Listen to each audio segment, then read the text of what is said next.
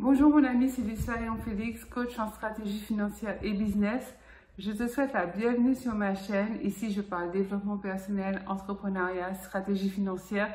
Donc, si l'une de ces thématiques t'intéresse, je t'invite chaleureusement à t'abonner à cette chaîne. Tu peux également cliquer sur la petite cloche en bas à droite. Comme ça, tu seras averti par notification à chaque fois que je mettrai en ligne l'une de nos nombreuses vidéos hebdomadaires qui t'apportent du bon contenu comme celle que je m'apprête à partager avec toi pour booster tes finances, upgrader ta vie et vraiment vivre la vie de tes rêves. Deuxième chose, va en barre de description, tu verras un lien. Il s'agit d'un tout petit questionnaire très facile et très rapide à remplir. Une fois que tu l'auras rempli, je t'offre une demi-heure de coaching stratégique pour mettre en avant tes finances et augmenter tes revenus. Donc, sans plus tarder, entrons dans le vif du sujet. Aujourd'hui, je vais partager avec toi des choses, des conseils, des actions que je mets en place pour pouvoir passer cette quarantaine de manière sereine, vivre le confinement avec un bon état d'esprit, toujours garder le moral et rester positif. Donc, en fait, je fais cette vidéo parce qu'aujourd'hui, j'ai discuté avec une amie qui m'expliquait qu'elle avait des phases de up and downs, en fait. En ce moment, elle était en baisse de morale, alors que c'est une fille qui est plutôt dynamique, bosseuse, elle bosse chez elle. Elle est dans une phase un peu léthargique, c'est-à-dire que son moral n'est pas au beau fixe. Donc, je pense qu'il est important, dans cette période un peu particulière, de mettre en place ce que j'appellerais des rituels. C'est-à-dire que lorsque tu te lèves le matin, tu ne te dis pas « Oh my goodness, qu'est-ce que je vais bien pouvoir faire ?» Non, tu dois avoir un plan, tu dois avoir un rituel, tu dois avoir des choses à faire. Ces choses-là ne sont pas les mêmes que celles que tu as l'habitude de faire habituellement lorsqu'on n'est pas en période de confinement, c'est évident. Mais tu dois quand même avoir un rythme de vie.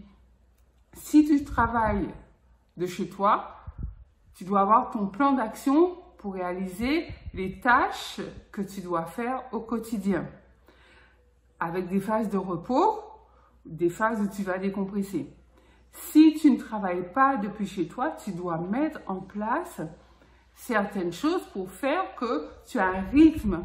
L'être humain n'est pas fait pour l'oisiveté. L'être humain est fait pour avoir des moments de relaxation, de détente, de vacances, où il s'aère l'esprit, il passe complètement autre chose. En fait, l'être humain est fait pour travailler. L'être humain, dans notre conception, nous sommes faits pour travailler. Nous sommes faits pour produire, et ça, c'est ancestral. Aussi bien les hommes que les femmes. Les hommes travaillaient à une certaine époque dans les champs, les femmes restaient à la maison, s'occupaient des tâches ménagères, des enfants, mais en fait, les deux travaillaient. L'être humain est fait pour travailler. L'être humain n'est pas fait pour rester toute la journée allongé sur un canapé ou sur un lit. C'est juste pas possible. Je veux dire, ton cerveau ne pourra pas suivre. C'est pas un rythme, en fait. Donc, je vais partager avec toi 5 choses que je fais régulièrement en dehors de mes phases de travail, parce que c'est vrai que je travaille beaucoup. Je travaille beaucoup. J'ai dû réduire mes activités parce que c'était trop, en fait, dans cette période de confinement. Je me levais tôt, je me couchais tard et en fait, quand je regardais, je ne faisais que travailler. Et je suis quelqu'un, je crois énormément en Dieu et je suis très, très, très attentive au Saint-Esprit. Donc, si ça te parle, super, si ça ne te parle pas, c'est pas grave, tu comprendras la suite. Et à un moment donné, donc, j'ai été amenée à m'interroger sur le pourquoi de ce que je fais. Et en fait, en réfléchissant au pourquoi tu fais les choses, soit tu arrêtes de les faire parce que ça n'a aucun sens et ça ne rime à rien, ça ne répond pas à un pourquoi, ou alors tu réaménages en optimisant. Et c'est ce que j'ai fait en fait. J'ai réaménagé mon temps. J'étais dans une sorte d'urgence, mais qui n'avait absolument pas lieu d'être, puisqu'on était en période de confinement. Voilà. En plus, j'ai toujours en moi ce côté challenge où je me challenge très très vite toute seule, ce qui par moments n'a pas de sens non plus de tout le temps être en challenge avec soi-même. Donc je me suis calmée, grâce à Dieu, je me suis calmée et j'ai fait ce que je t'explique, c'est-à-dire que j'ai séquencé mon rythme, j'ai séquencé ma journée de manière à avoir une certaine fluidité et je m'écoute aussi beaucoup. C'est-à-dire que si j'avais prévu de faire, comme aujourd'hui, une journée de tournage, si vraiment je me sens pas, je le fais pas, je me dis je ferai demain. Mais quand demain arrive, de toute manière, je sais qu'il faut que je tourne. C'est-à-dire que je ne reste pas à me dire demain, et finalement, tout un mois passe et rien ne se fait. Non, pas du tout. Il faut quand même si il n'y a pas de souci à reporter. Simplement, il faut faire les choses. À un moment donné, il faut faire les choses. Voilà. Alors, la première activité que j'ai mise en place en dehors de mon travail, c'est que je me forme. Je me forme.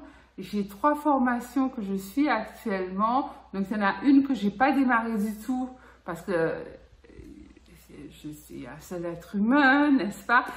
Mais je l'ai achetée volontairement parce que c'est une formation qui m'intéressait et je ne savais pas combien de temps allait durer le confinement. Donc, de toute manière, même si le confinement s'arrête, ma formation, elle est là et je la ferai quand même.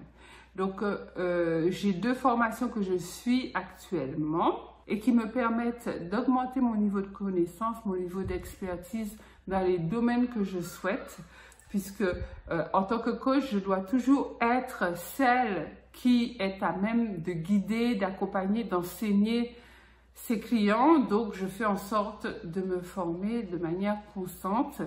Et là, nous sommes dans la bonne période.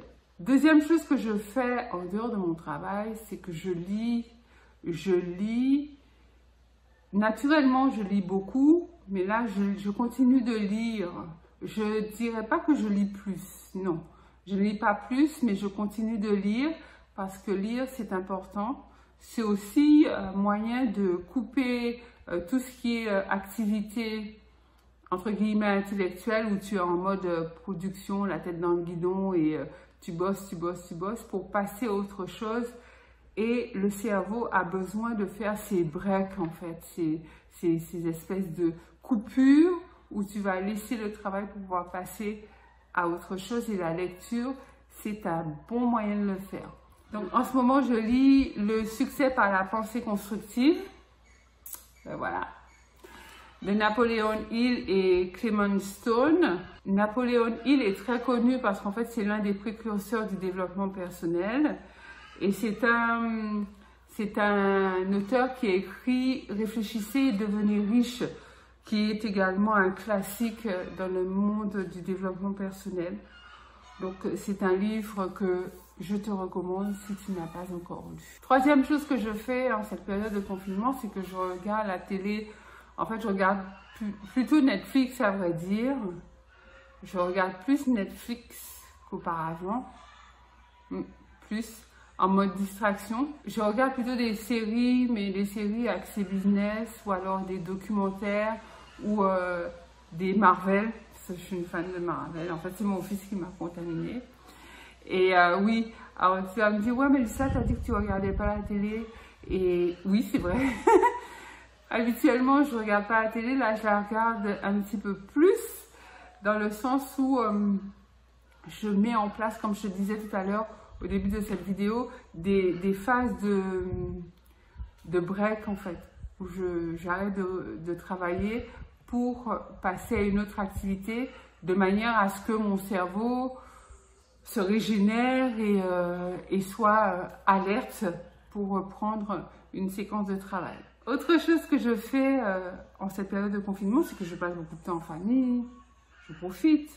Parce que c'est vrai que si tu regardes bien, en période habituelle, on travaille beaucoup, on est beaucoup à l'extérieur. Les enfants sont à l'école ou à la crèche ou au lycée, ça dépend de l'âge de tes enfants. On se voit peu, on passe peu de temps en famille, si ce n'est le week-end, quand tout le monde est plus disponible. Et là, c'est le moment de retrouver cette vie de famille. Et pour moi, ça n'a pas de prix, en fait. Ça n'a pas de prix. C'est... Moi, je pense que la famille, c'est ce que je place en numéro 1. Top priority, moi, c'est ma famille. Donc, le fait d'avoir plus de temps pour être là toute la journée. C'est vrai que par moments, les enfants, c'est fatigant, hein. On va pas se mentir, mais je considère que c'est un temps privilégié. Définitivement, c'est un temps privilégié parce que ce temps-là, on ne l'a pas en fait. Habituellement, on ne l'a pas. On ne passe pas autant de temps en famille. Donc moi, j'en profite.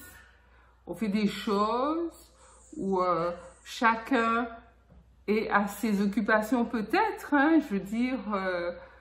c'est sûr que j'ai pas les mêmes passions que mon fils, c'est clair, mais je veux dire, le fait de savoir qu'on est là ensemble, proches l'un de l'autre, c'est ça c'est génial. Je pense qu'au sortir de ce confinement, je retiendrai ça en fait, je retiendrai ça. Le fait d'avoir passé du temps à la maison et passer du temps en famille, ça n'a pas de prix. Et justement, ben, j'en arrive à la 5e chose que je fais en dehors de mon travail, en dehors du fait de travailler, c'est que je passe plus de temps chez moi. Et ça, c'est, je t'assure que je considère que c'est une bénédiction, c'est un privilège d'être dans un environnement, d'habiter un endroit, une maison, un appartement, peu importe, hein, mais un endroit que tu aimes. Et moi, ma maison, je considère que c'est mon havre de paix, en fait. Donc, quand je suis chez moi, et là, je suis tout le temps chez moi, je considère que c'est une vraie bénédiction. Je sais pas, alors, pour être franche avec toi, depuis le début du confinement, il n'y a pas un jour où je me suis dit, oh, j'en ai marre. Je te garantis.